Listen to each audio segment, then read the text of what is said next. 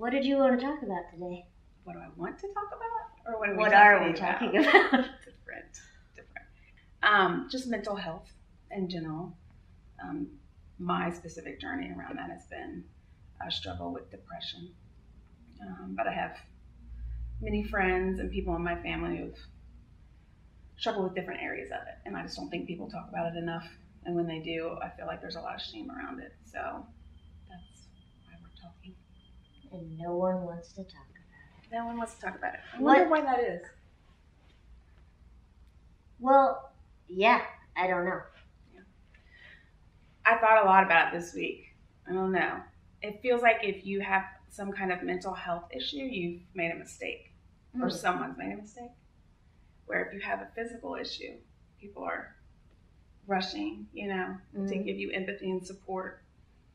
I think it's incredibly, it's chaotic. There's nothing clear about it, I don't think. Except for that it's real, maybe. Tell me your story with that. Well, my story started way before I was born. My mother's mother struggled with it horribly. Didn't know it when I was a little kid, but I knew something was wrong. I knew, like, some of my earliest memories are going to a hospital to visit her, where she had been there multiple times. I just knew the woman sitting there was not my grandma. My mom also struggled with it, but no one talked about it.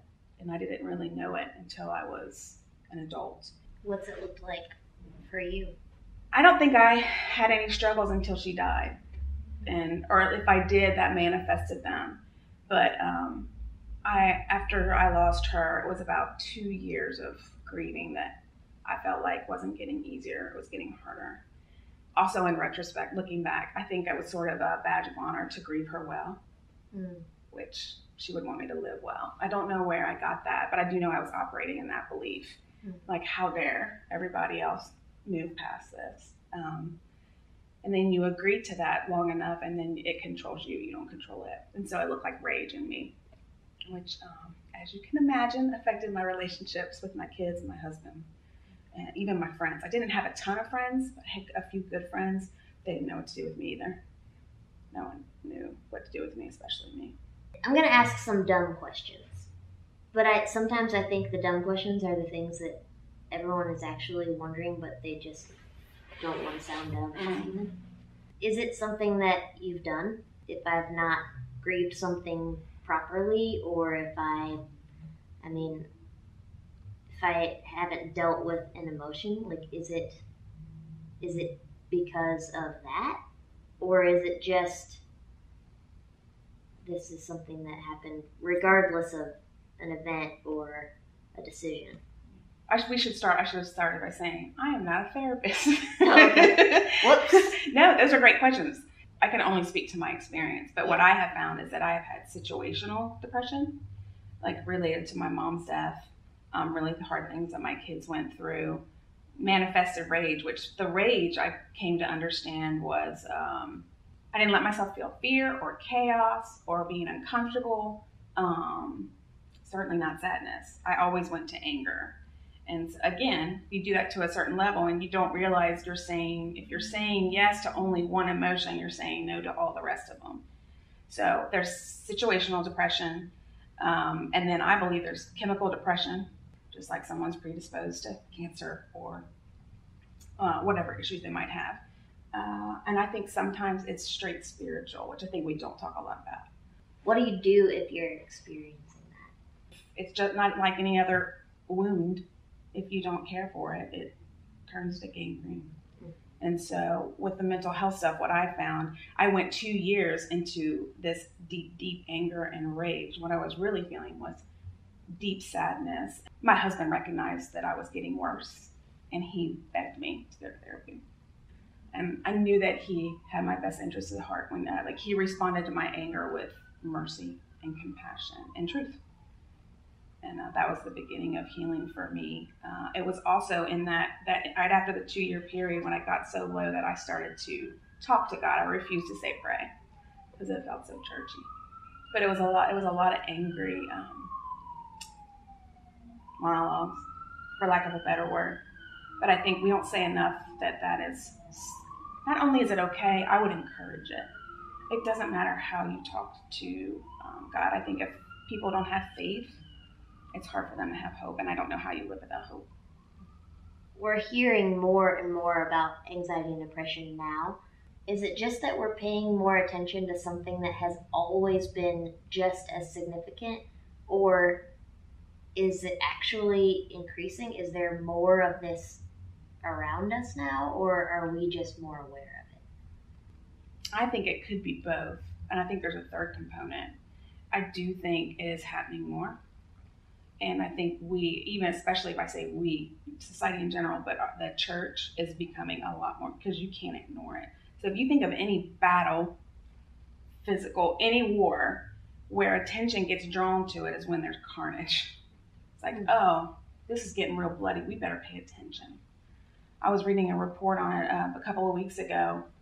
From the time someone has a suicidal thought to actual implementation, 48% of people, it's within 10 minutes. It's so impulsive. Really? And over 80% of it is within the first hour. And so I think that's a component. I do think it's escalating. I don't know exactly why, but I do think social media has a part in it.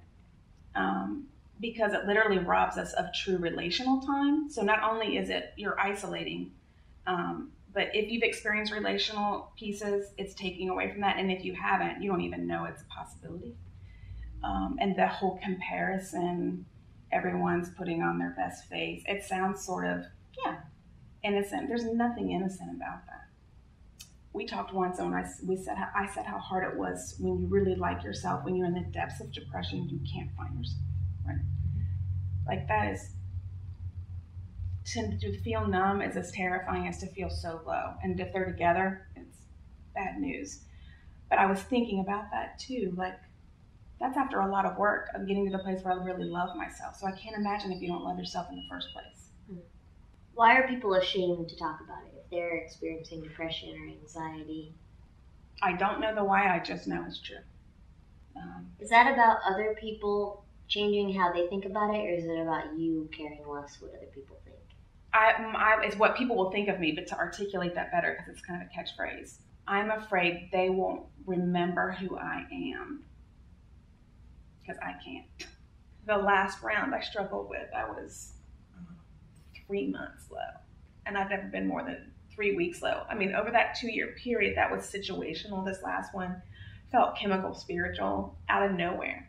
I went from feeling fine to like, oh no. And that's not typically how it presents in most people at all. And I was like, I'm okay. Like I was literally self-talking.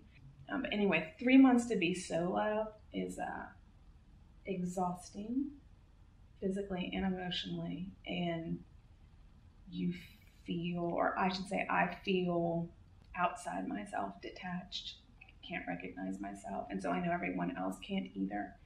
And that's horrible, especially if you sort of pride yourself on your authenticity. You can't be authentic in a space where you don't know who you are. Mm-hmm. You know that this is not you, even better. And everything hurts. But our friends, our small group, we were supposed to go to dinner, and I knew I couldn't. And it wouldn't really have been fair to them to try. And so we just bailed. But one of the guys called Steve, they knew I was struggling, but we hadn't been in the group for very long. And so I hadn't shared a ton, because in this space, you don't have the energy to give. My people who I had been with longer knew, so I had accountability there. And so Steve shared that I was really low, and they canceled their dinner plans, and Steve told me they were on their way, which I could tell made him happy, but it terrified me. And I immediately got angry and said, no, I don't want them here. And he couldn't understand, and it was because I knew I couldn't do anything but like sit. And I didn't want to do that. But the cool thing about community, again, back to the I statements, they came. We just talked. I listened. I literally sat like this, was real low, because I needed to, like a protection. And when they left, Steve said, what did you think? How was that? And I said, it was horrible. And he said, really? And I said, I asked you not to tell them not to come. And he said, maybe it wasn't for you. I needed that. And so it's real easy for us to lose sight of how when we're hurting, our community and our family hurt as well. And if we don't let them into that support system, into that relational piece, they know who they are, they remember who we are, and they can help us in times when we cannot see or feel ourselves or even know truth because it gets real cloudy. When you know you're low, how do you deal? Well, my twin and I measure most of my life post mom dying by mascara. So stupid, but it's true. And I feel like God speaks to me in threes. It's like, is it a no mascara day? Is it a waterproof mascara day? Or is it full-fledged beauty queen? And like today, it's waterproof. And it's only waterproof because I knew I would be talking about this. Like, I'm in a good space, but I'm telling you, I feel like friends and family are dropping left and right. And it's more serious than I've ever seen it.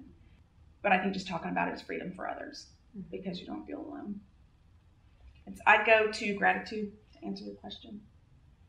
Surprise, surprise. I don't know why she works, but I have journals everywhere that I've kept. You can get caught up in the thing that's hurting right now, and you don't give thanks for the million lovelies that you've had, in the last couple of years. And if you're someone who struggles daily, I know there are people like that. I'm not trying to sugarcoat it. That's a whole other level of pain that I don't think that I've ever dealt with. But I still think there are places for gratitude. That story with the pigs in the Bible, it says Jesus literally, his boat pulled up, and I can't remember if they brought the man to him or if the man came to him, but he was naked. He cut himself. He would scream all night long. Clearly he didn't have community. He chose to live in a cemetery, so he identified with death. And the moment that man saw Jesus, whatever evil, the homicidal evil, begged Jesus not to cast them out, right? And begged to be put in this herd of pigs. I guess they were on this pasture, and then there was a mountain. And for some reason, Jesus did that. He gave this evil entity, which called itself Legion, by the way, so it was many. It went into 2,000 pigs. That dude, that he didn't throw himself off the cliff every day, is beyond me. It's astonishing. What did that dude do in his community, and what kind of family did he have, and what kind of legacy did he leave after Jesus healed him? 2,000 pigs, and that would have been about $500,000 to $1 million. And God says, yes, that person is worth that. And we would say, yes, we would do that too. We'll do it in a heartbeat for cardiac care, chemotherapy. But when we realize this is going to be a long journey and therapy is involved, and you're going to have to keep your eyeballs on someone who's young who doesn't know their worth yet, and it has a suicidal impulse that doesn't make sense to you, but it is real, that takes time and energy and money. We balk. We look for the why and who did what wrong. I don't know. Even if we did, who cares? How about we get to the healing? What does a good friend look like to someone who's dealing with depression? You don't need advice. You don't really need questions. Even if you have them, it's fine to have questions to be like, well, what is it that you're sad about? Sadness is not depression. Completely different animal. You can have the most beautiful life and be struggling for unknown reasons. And what it does is when I'm in a space like that, what I hear someone saying is, you're a liar or you're a narcissist. We feel most love when we don't deserve it, basically, or when we're at our lowest. My really good friends, we check in. We actually call each other on the phone and use our words. We meet in person to touch people, to hug, to ask questions. You're great at asking questions. Like, people feel loved and known simply because you ask questions. And if you don't understand the answer, you ask another question instead of giving advice. That's huge. And if they don't know the answers to the questions, just sit with them. That's it. It's okay if you don't know what to say. I rarely do. Well, that's why I ask questions. That's better than I often think I know exactly what to say. I think the shame piece is really important, and I wish I had more answers around that, or at least thoughts. I don't, but I know that shame is never comes from a good place. Brene Brown says the difference between shame and guilt is I've done a bad thing is guilt. And that's appropriate sometimes. Versus I am bad. Shame. We're all together lovely.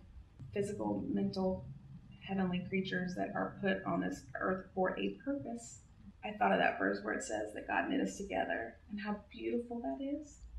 And I never really thought about the fact that he was a carpenter. He didn't hammer us. He didn't form us out of glass. Like, you can unravel all the way to the end and just knit right back. It's very, very easy, as a matter of fact. It just takes time. And I think when people get that suicidal impulse that becomes a compulsion, they're at the end of themselves and they don't believe that they can be reknit and they don't believe that they're valuable. When you get in that I piece, and it's like, we're this little piece of sleep, but we're not. We're this blanket, right? This huge blanket where we all, if you're not here, then I'm different. The piece of Michelle that comes out with May doesn't exist anywhere else. I believe that to be true. Unraveling is not bad. It just can hurt. Yeah. I did not know about the mascara rules, so... I'm just saying, how do I look? Oh. You look great. You've done this for me. I've called you and said, I don't know what's happening. I miss May. And that's been really helpful because you're easy to be honest with. And you understand this on a level that some other people in my world don't necessarily. Yeah. If you were going to leave a voicemail for someone, but on this thing, they are at the end. They feel unraveled.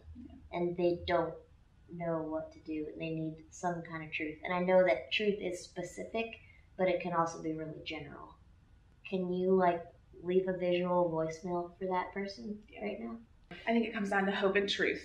Hope and truth. And what I would say is what you're hearing is not true. Almost exclusively not true. And so you have got to just trust the people that love you, that what they're saying is true, to get you through this season that you feel like won't end. And I promise that it does. So I have 3 key friends and my sisters and my mentor. So wow, I've got 6 tights that I know I can call them anytime. I can text them anytime. And I know that they're going to pray for me. And they're also always going to tell me the truth. They're always going to tell me the truth. And so the truth is my family is not better off without me. Certainly my immediate family. Absolutely the family that's coming after me. I want lots and lots of grandbabies. I want to see Naomi's great-granddaughter. That's a goal. I've said it out loud. It's why I've addressed my physical health. That you're not important. That you're too much pain for your family. There would be no greater pain than losing you. That you're worth fighting for. I think a lot of times creatives and high feelers, there's a writer that calls us the canaries. The birds that go down the coal mine to see if the oxygen is safe. I think a lot of people that struggle with mental health issues are that attuned to things coming and feelings and other people's struggles. And I think that that's a gift. And where it gets twisted is where we start to believe that having those kind of people around isn't important or valuable. And it is incredibly valuable. God made us exactly the way we are, and he understands the difficulties that can come with that, but it's also probably part of our gifting and why we're important in being here. I do. I think my sensitivity and my relational piece, the pieces that get attacked when I'm not myself, that's the best parts of me. Right now, there are people who sometimes they know me better than I know me. So they're onto me before I'm onto me. Yeah. They're also really safe people. What do you mean by safe? Can you define it? Safe people for me are not going to change who they think I am or change how they respond to me based on what I tell them. They love me on a good day and on a bad day. They might enjoy me better, enjoy me more on a good day. That's fair. I enjoy me more on a good day. But they still love me on a bad day. I believe that they're not going to choose not to love me. And is that when you have felt most loved, or is that just me? On the days that you feel unlovable or you're literally at your worst and people are, like, example, panic attack on the bathroom floor and my husband found me. Might have hit his car with my car right before that because I tried to run when I believed that my family would be better off without me, like I was leaving. Not a lot of people know that, but I guess they do now. And I just remember thinking, he can't love you. He can't even forgive you. Like, none of it was rational, but it felt very real. got on the bathroom floor. Hmm. Better than my wedding day love. Yeah, I mean, that's easy to love someone when you're all laughing and having fun, right? And celebrating. That's not a hard place to love someone. Yeah. It's hard to go down and get to the very depth and sit in the mud, get your clothes dirty. That's not easy. That if you're willing to do that, like, I must really be valuable to you. Yeah. I must really be Showing up. valuable, period. Yes. You know? I'm glad that we've done this and that it's over, if I'm honest, Mm-hmm. because it's easy to get a little ramped up in my head and in my heart around this stuff, because the lie is, well, the last time you did this, you were immediately 3 months in the hole. Oh. And you were only talking to one person. I do believe there is a connection there. And so I guess I would say that doesn't have to be how it is. I don't believe that that's true. I also don't believe that I'm going to live a life without suffering here. And so I guess that's when you say God can use it. Man. What should we talk about next? I think we should let people tell us what they want us to talk about next. That'd be kind of fun. Okay. Tell us what you want to hear Michelle talk about next. Sure. All right. Okay. Yay!